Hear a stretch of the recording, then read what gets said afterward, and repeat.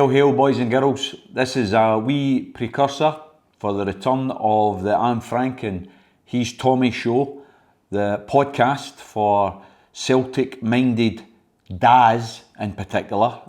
We have been reminded, Frank and I, that we are popular apparently among the Celtic da community. We hope other people listen to us as well, but we are particularly of that vintage age which appeals to those who can remember both the highlights of Glasgow Celtic and some of our sadder times in relation to the dark 90s. We're going to be back next week, and we are going to be running the show on the basis of inviting sponsorship. If you want to advertise your small business or even just be associated with Frank McGarvey, Celtic Legend, then please contact us on our YouTube site and let us know that you are willing to sponsor an episode of the I'm Frank and He's Tommy show. A couple of talking points I want to throw out there. Ange did the remarkable last year. He achieved something that many of us only hoped for, and that was to return the title flag to where it belongs, to win the championship yet again. And he did it despite all of the odds and despite a terrible start to the season. He did it with style, he did it with guts, and I think he's probably fast becoming one of the most popular managers ever to be in the dugout at Paradise. A man who I think epitomises what Celtic and what the Celtic support is all about. He gets it. He gets where we're coming from. He gets the nature of the club, and he wants to put a team on the park that never stops. His motto of never stopping, of keeping going, of attacking all the time. Of course, it can lead to the loss of some goals, the leakage of some goals, but as long as we score more goals than the opposition, then we get the points. And we have to remember, we did have the best defensive record last year in the Scottish Premier League. People who go on about Starfelt and Vickers, and some people were saying Starfelt was a bit of a bomb scare. The guy come onto a game and became solid, him and Vickers, and I'm so glad that Vickers has signed a permanent contract now alongside Jota, which is fantastic. I think those two are remarkable players who can only get better and who will get better. So I think if you look at the signings that we've brought in this pre-season period, yet again Ange has impressed us. For years and years we've always been last minute deals and are we going to get them over the line?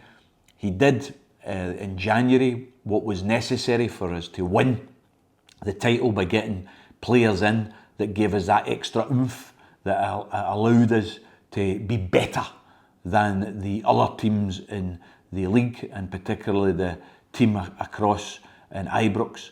And we now have new signings that have came in who I think have added depth and strength to the squad. We've got a substitute goalkeeper who, quite frankly, I seen him against Blackburn last week. He made 3 or 4 remarkable saves in the second half, and I think he's a solid keeper. I think he comes out for cross balls, maybe even better than Big Joe, and he's somebody who I would have no problem with substituting between the sticks. Joe's our keeper, we know that, he's the main man, but now we've got somebody that you don't need to worry about if Joe picks up an injury. In Juranovic, we've got a solid international class right back. I think it's flattering that clubs are after him. The clubs say that they want to buy him, apparently. Atletico Madrid were prepared to bid for him, but he's not for sale. Again, he had a great season last year and he can build on that. He picked up a couple of injuries last year. Hopefully he'll stay injury free. In the middle, I think we need to have Starfelt and Vickers as our partnership, although at the start of the season Starfelt picked up a wee hamstring injury, may not make the start of the season, even if he's fit enough for the Aberdeen game. He doesn't appear to have played enough games, so it looks like we'll be starting either with Stephen Welsh or our new signing, Mentz, who, I don't know about you guys, but I've checked him out on the YouTube, and he looks a very fit and very capable defender. Very fast, breaks up play an awful lot, makes some very, very good tackles, appears to read the game very well, so I'm quite impressed by him, and hopefully he's come in on a loan deal, so he's going to have to get played. You can't take a guy on loan and then no play him, because then you don't know whether he's the real deal or not. So we may find that he starts the season rather than Welsh beside Vickers. At left back, I might not be the flavour of the month with all Celtic supporters, but I do feel that we're still a wee bit weak at the left. I think Greg Taylor is a great player. I think he's an absolute dogged defender. Gives you everything on the park, leaves it all there. But he lacks height, he lacks pace, and I don't think he gets into forward areas enough for me. And he's got a weakness at the back in terms of his natural height. So I was looking for us to bring in either to be the first choice left back or to compete with Greg Taylor. I was looking for an athletic, tall character that would add a bit of strength at the back, a bit of height at the back. We've not done that yet. The young boy Bernabeu's been brought in, the Argentinian. Looks nice on the ball. I'm a bit worried that he's lightweight. Certainly against Blackburn, that was the story, although he did better last night against Legia Warsaw. However, I hope I'm proved wrong, and I hope he goes on to become a star. In midfield, galaxy of talent. It's who do you start with? I think we've got to go with Callum in the middle, possibly Hatate and O'Reilly would be my starting two others. Turnbull's pushing for a starting spot.